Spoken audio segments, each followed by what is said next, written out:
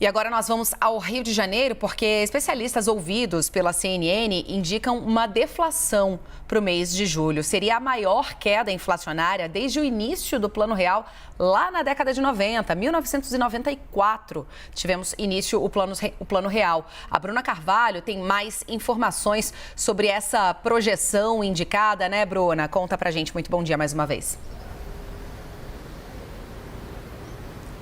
Oi, Stephanie, bom dia para você, bom dia para todo mundo que nos acompanha. Pois é, depois de 25 meses de alta, tem essa expectativa feita por economistas e especialistas da Fundação Getúlio Vargas de um recuo de 0,6% para esse mês de julho na inflação. Como você bem falou, seria o maior recuo, o recuo mais expressivo desde o início do Plano Real em 1994. Até então, o recuo mais expressivo no país aconteceu em agosto de 1998. 0,51%. Esse recuo em julho é uma resposta aí ao barateamento dos combustíveis e também da energia elétrica.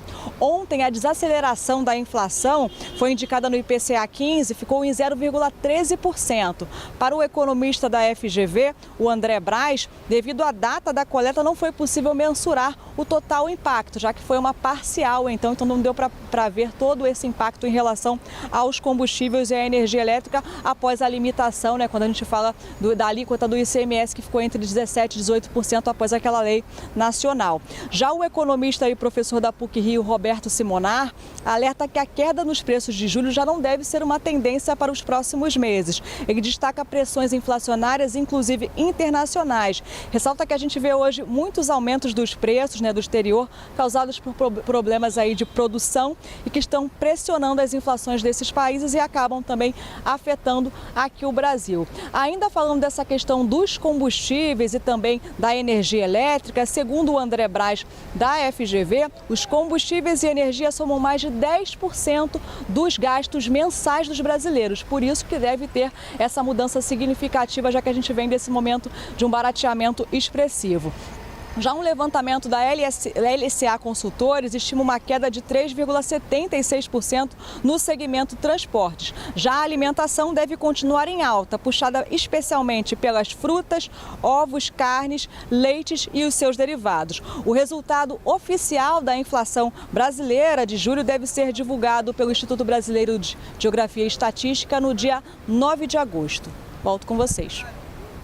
Obrigada, Bruna Carvalho, falando com a gente ao vivo, direto do aeroporto Santos Dumont, lá no Rio. E agora a gente sai da Bruna, tem projeção, O dado oficial só deve ser mesmo divulgado em agosto, mas se tem projeção, a gente já traz para cá a Priscila Yazbek para analisar tudo isso pra gente, Pri?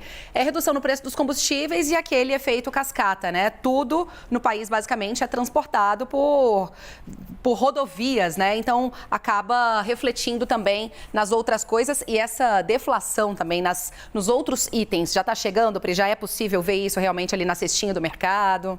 Bom dia. Bom dia, Stephanie. Bom dia a todos que nos acompanham.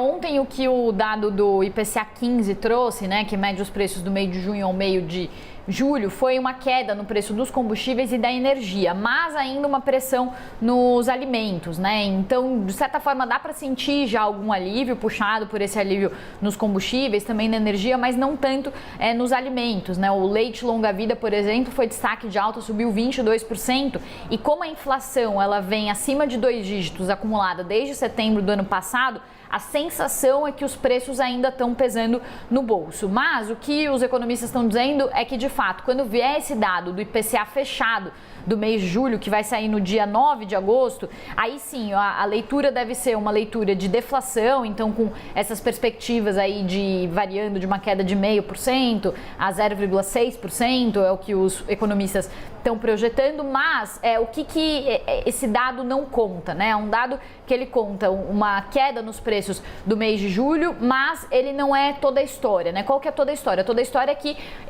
essa queda nos preços, ela vem justamente dessas medidas de reajuste de combustíveis, então a Petrobras se ajustando para baixo dos combustíveis, mas também principalmente da medida de redução do ICMS, limitação do teto do ICMS a 17% a 18%. No fim de semana, a gente escutou aqui na CNN o professor da FGV, o Samuel Pessoa, que fez uma análise muito interessante sobre isso, falando o seguinte, que essa queda nas próximas semanas é fruto de uma medida artificial. Então, essa previsão de deflação é um fato, mas um fato fruto de uma medida artificial, não tem deflação real. Ele disse isso no final de semana. Ontem, todas as leituras sobre IPCA 15 foram na mesma linha, todos os economistas concordando que o IPCA 15 ele já mostrou desaceleração, IPCA fechado deve mostrar deflação, queda nos preços, mas por causa das medidas tomadas pelo governo, como a redução do ICMS. O que os economistas alertam, porém? Os serviços continuam subindo,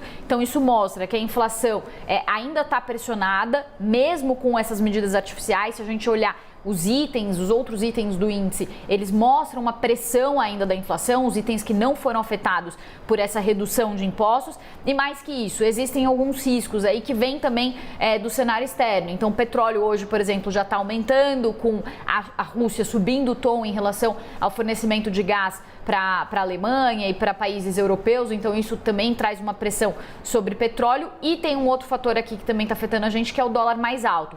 Então esses são 2 pontos de alerta. Resumindo, a gente tem aí um cenário de inflação, de deflação por causa dessas medidas artificiais, mas ainda um pano de fundo muito pessimista em termos de inflação. As projeções estão diminuindo para esse ano, mas estão aumentando para o ano que vem. E a mesma coisa acontece com a previsão para PIB. Melhora nesse ano, mas piora no ano que vem. E aí, para finalizar aqui, um destaque também ontem que chamou bastante atenção foi a projeção do Citi, que já está prevendo um crescimento de só 0,2% da economia para o ano que vem. Ou seja, praticamente uma economia estagnada para o ano que vem.